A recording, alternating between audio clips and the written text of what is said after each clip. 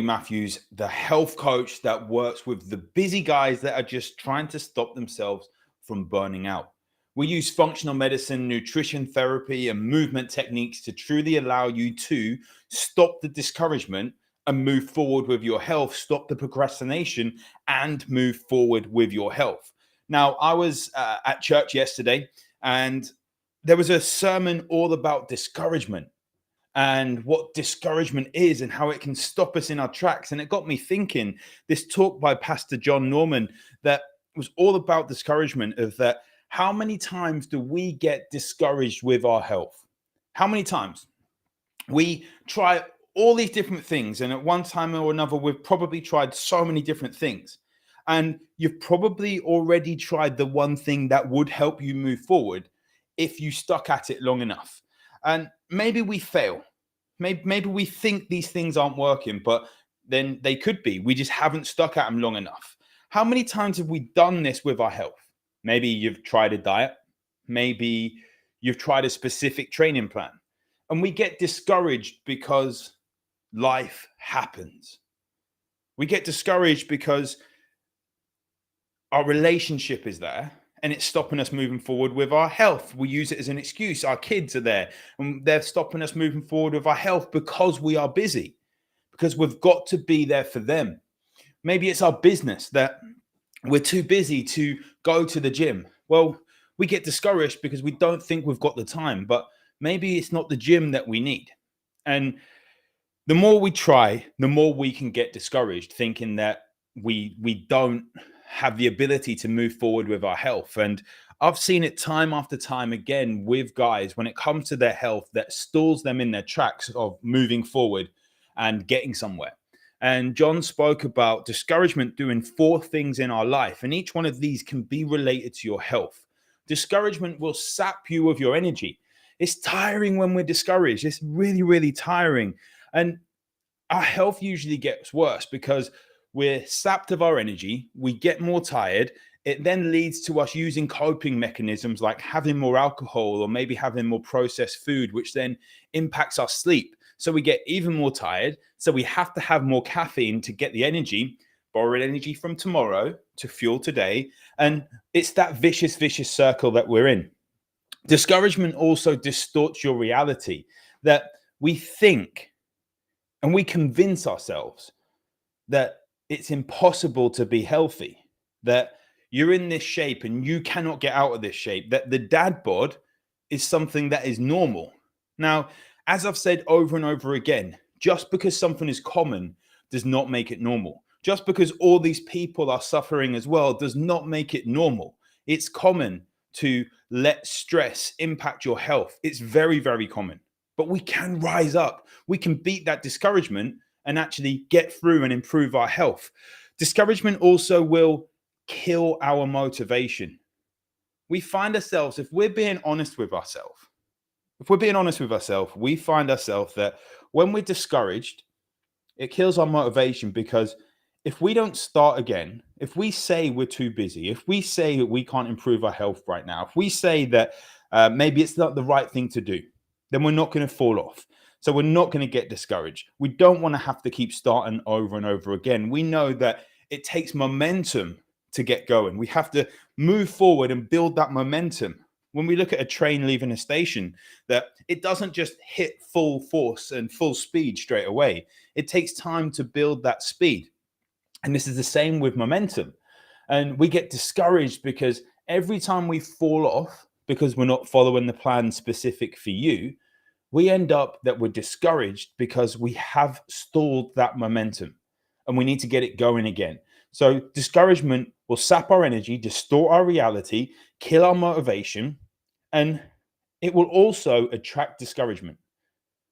Now, we all know this, that we go on social media and we're discouraged because something's gone wrong. And as soon as we post on social media, we always have that one person who's like, oh, hun, DM me, I'll DM you. And all these things, we get these comments and that, oh, it's not your fault. Well, we can step up with our health. We can move forward with our health. We can, if we take responsibility and take action. When you start to find yourself encouraged, you will attract more encouragement. just like discouragement attracts more discouragement, encouragement will do that as well with encouragement as well. And we see many, many stories in the Bible of discouragement, especially one when it comes to, if we look at King David. Now, David is the guy that was the shepherd that stepped up with just a slingshot and a rock in his hand to beat the giant. He could have been discouraged knowing that this guy was double his size. This guy was just a bully to the whole army there. And this guy was not going to be defeated. And he was the shepherd that wasn't even a soldier. He could have been discouraged that he didn't have the armor there, that he wasn't trained in that fighting style. He could have been discouraged. But as he went on, he kept up his encouragement and never lost the battle.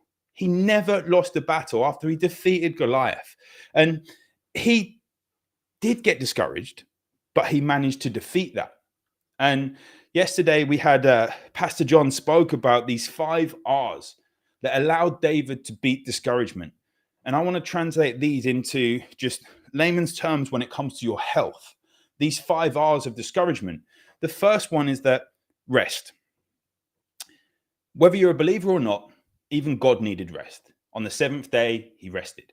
And we need to rest and recharge. And we know that. But pride stops us from doing that. So we rest and recharge and we're hiding because we're on the go all the time. And it gives us an excuse that we don't have time to improve our health. And when we rest, we have time to think.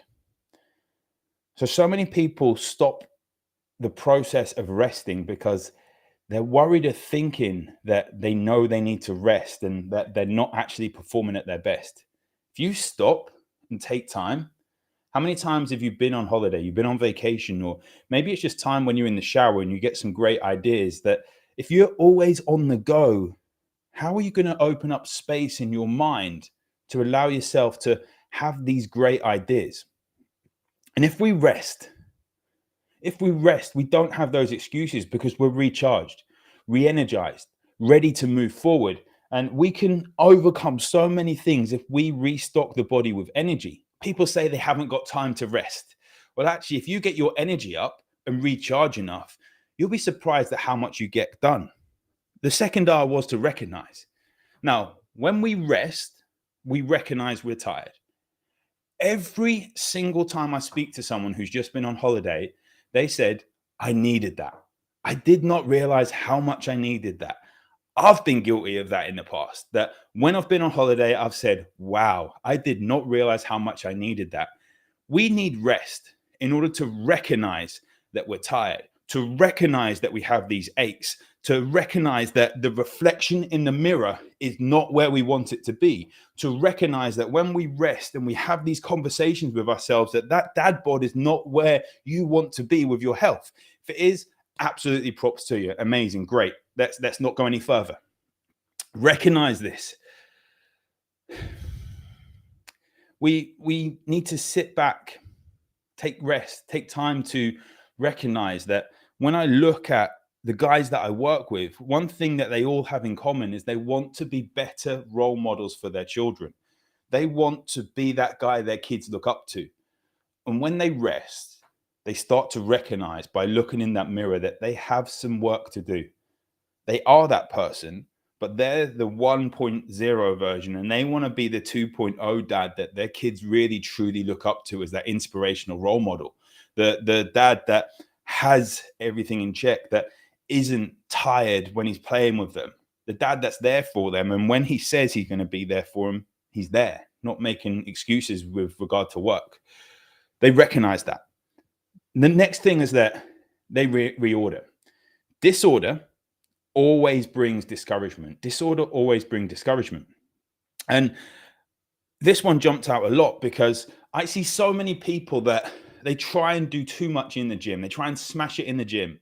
Or maybe they go too harsh with their nutrition. They try and cut all these things out rather than doing moderation consistently and well and repeating that, doing the boring things over and over again.